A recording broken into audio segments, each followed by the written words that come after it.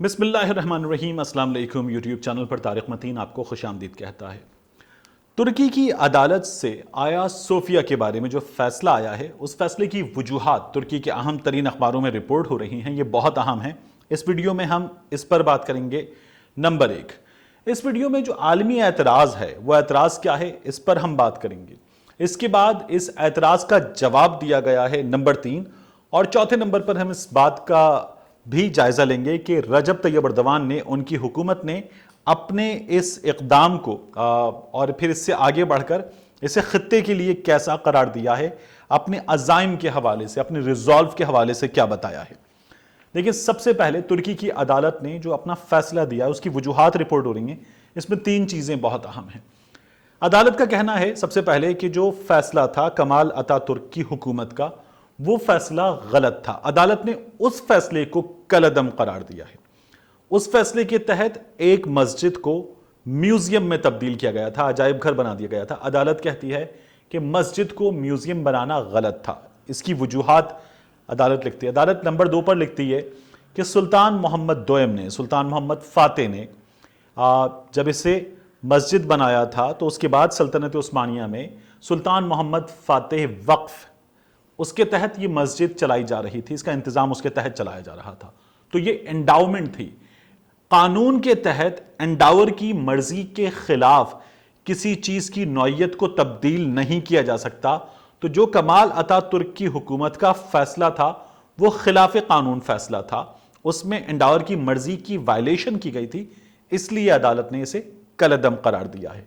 پھر ایک اعتراض یہ آ رہا ہے، یہ جو ابھی اعتراض آئے ہیں بعد میں اس پر بھی آیا ہے، یہ کہا جا رہا ہے کہ یہ تو ورلڈ ہیریٹیج سائٹ ہے، یہ عالمی ثقافتی ورثہ ہے۔ عالمی ثقافتی ورثے کے حوالے سے ترکی کی حکومت یک طرفہ طور پر فیصلہ کر رہی ہے۔ یہ اعتراض بہت زیادہ سامنے آ رہا ہے۔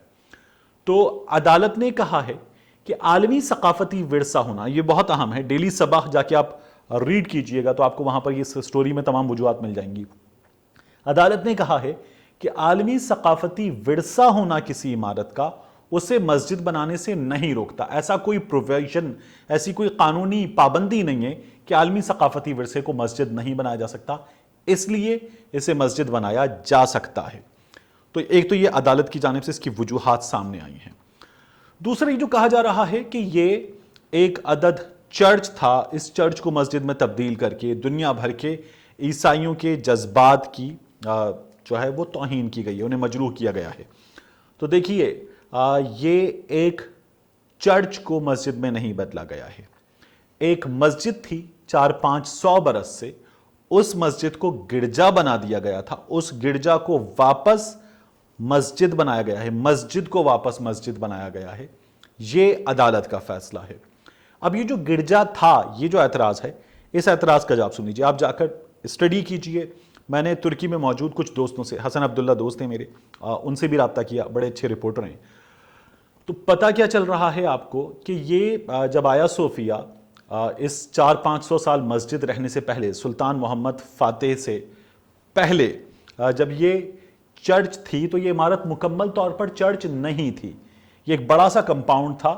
یہاں پر کانسٹنٹینوپل شہر میں جو بادشاہ تھے وہ اسے اپنے شاہی تقریبات کے لیے، شاہی جو مختلف ایونٹس تھے ان کے لیے استعمال کرتے تھے۔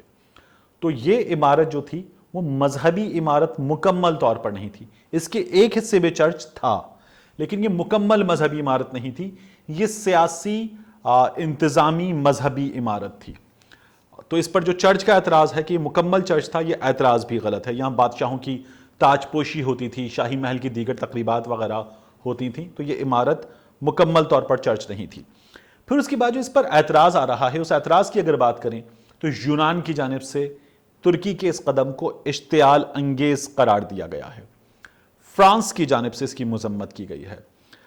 امریکہ نے اس پر مایوسی کا اظہار کیا ہے۔ اب روس کی جانب سے کہا گیا کہ یہ ہے ترکی کی حدود میں، لیکن یہ عالمی ثقافتی ورثہ ہے، یہ سب کا ثقافتی ورثہ ہے، ترکی کو یہ یک طرفہ طور پر نہیں کرنا چاہیے۔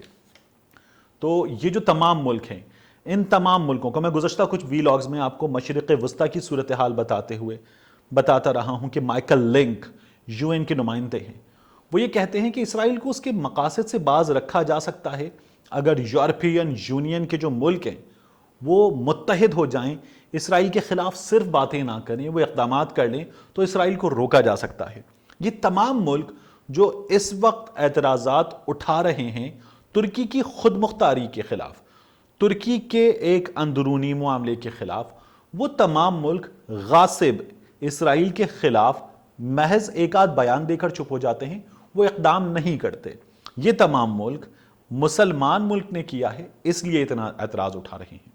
پھر ترکی میں موجود جو دوست ہیں ان سے بات ہوئی، ان کا کہنا ہے کہ ترکی میں اس فیصلے پر بڑے پیمانے پر جشن منایا گیا ہے، خوشی کا اظہار کیا گیا ہے، اس فیصلے کو ویلکم کیا گیا ہے، اس پر احتجاج بھی ہوا ہے، اختلاف بھی ہوا ہے، لیکن وہ بہت تھوڑی تعداد ہے، وہ تعداد بہت ہی تھوڑی ہے۔ پاکستان میں شاید زیادہ احتجاج، زیادہ اختلاف کا اظہار کیا گیا ہے، دنیا کے دوسرے ملکوں میں زیادہ اختلاف کا اظہار کیا گیا ہے، لیکن ترکی میں اس پر جشن منایا گیا، اس فیصلے کو ویلکم کیا گیا ہے۔ پھر یہ بھی بتایا جاتا ہے کہ اس وقت رجب طیب اردوان کی حکومت نے یہ فیصلہ کیا ہے کہ یہ جو سائٹ ہے، یہ جو مسجد ہے، جو ہیریٹیج سائٹ تھی، یہ مسجد بننے کے بعد بھی اس کے دروازے، یہ جو جمعے کو اب سے 2 روز پہلے طیب اردوان نے دستخط کر دیے تھے، یہ جب جمعے کو اب سے 2 روز پہلے طیب اردوان نے دستخط کر دیے تھے تو تب بھی بتایا گیا تھا کہ یہ فیصلہ جو ہے اس کے باوجود بھی مسجد سب کے لیے کھلی رہے گی، تمام مذاہب کے لوگوں کے لیے اس کے دروازے کھلے رہیں گے، وہ اس میں آ سکیں گے، ان کو ویلکم کیا جاتا ہے۔ اب فیریتن التن انہوں نے ٹویٹ کیا ہے، باضابطہ طور پر بتایا ہے کہ جس طرح بلو ماسک میں، دیگر مساجد میں تمام مذاہب کے لوگ آ سکتے ہیں، اسی طرح سے یہاں تمام مذاہب کے لوگ آ سکیں گے، اس میں داخل ہو سکیں گے، لیکن یہ اب باضابطہ طور پر مسجد ہے۔ رجب طیب اردوان نے ایک بات اور بہت اہم کہی ہے، انہوں نے کہا کہ تمام ملک جو آج ہمارے اس فیصلے پر اعتراض اٹھا رہے ہیں، یہ اپنے ملکوں میں اسلاموفوبیا کی لہر کے خلاف کوئی قدم نہیں اٹھا سکے ہیں، یہاں آج یہ اعتراض کر رہے ہیں۔ رجب طیب اردوان نے جمعے کو ایک اور بہت اہم بات کی تھی، میں اس کو دہرانا چاہتا ہوں۔ انہوں نے کہا تھا کہ ہمارا یہ جو فیصلہ ہے یہ آگے کی جانب، مستقبل کی جانب ایک اچھے مستقبل کی ضمانت ہے، اور ہم یہاں آج ابتدا کر رہے ہیں مسجد اقصی کی آزادی کی۔ اسرائیل کو اس کے ظالمانہ اقدامات پر اگر مسلم دنیا میں کوئی ملک کھل کر چیلنج کرتا ہے تو وہ ترکی ہے، وہ ترکی کے حکمران رجب طیب اردوان ہیں۔ تو طیب اردوان کیوں چیلنج کر سکتے ہیں اسرائیل کو؟ اس لیے کہ ہمیں کچھ دنوں میں نظر آ رہا ہے کہ 2023 میں معاہدہ لاؤزان اپنے اختتام کو پہنچ جائے گا، وہ معاہدہ جس کے تحت ہمیں ترکی کے ہاتھ پاؤں بندھے ہوئے نظر آ رہے تھے۔ ترکی آزاد ہو جائے گا، ترکی ان پابندیوں سے آزاد ہو جائے گا جو ترکی پر لگائی گئی تھی۔ پہلی جنگ عظیم کے اختتام کے بعد ترکی پر پابندی تھی کہ وہ اپنی معدنیات کو استعمال نہیں کر سکے گا، انہیں ایکسپلور نہیں کر سکے گا، ترکی تیل نکالے گا، ترکی اپنی سمندری حدود سے گزرنے والے جو جہاز ہیں ان سے خراج وصول کر سکے گا، ترکی اسلامک ورلڈ کو لیڈ کر سکے گا ایک ایسی طاقت کے طور پر کہ جو بہت بھرپور ہے، آزاد ہے، جس پر سے پابندیاں ختم ہو جائیں گی۔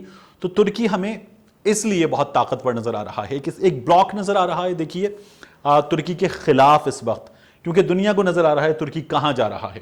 آپ دیکھیں گے کہ آپ کو سعودی عرب اور دیگر ملکوں کا ایک بلاک نظر آ رہا ہے under the influence of America, Israel, اور یہ جو ہیں یہ دوسرے اسلامک ممالک کو کہ جن سے ان کو خطرہ ہے، جن میں ترکی شامل ہے، ایران شامل ہے، ملیشیا شامل ہے، جو ابھرتی ہوئی طاقتیں ہیں، اور ترکی تو اس پورے جو ہے سینیریو میں اسلامی ملکوں کو لیڈ کرے گا ان طاقتوں کے خلاف۔ تو ہمیں یہ سب کچھ بہت بھرپور نظر آ رہا ہے، اور اس لیے ہمیں یہ اسلام دشمن طاقتیں متحد ہوتی ہوئی نظر آ رہی ہیں ترکی کے خلاف، اور ترکی کے اس فیصلے پر بھی اسی لیے یہ تمام واویلا کیا جا رہا ہے۔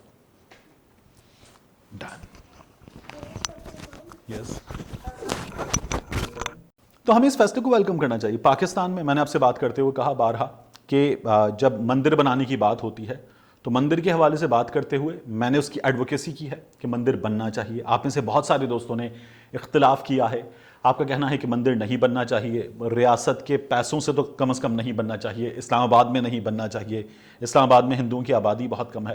لیکن اس پر میرا ٹیک یہ ہے کہ ہم دنیا کے سامنے اپنا جو تشخص اجاگر کر رہے ہیں، وہ تشخص ایک ایسے پاکستان کا تشخص ہے اس فیصلے کے ساتھ کہ جو اپنی اقلیتوں کو گلے سے لگاتا ہے، جو ان کے لیے زبردست فیصلے کرتا ہے۔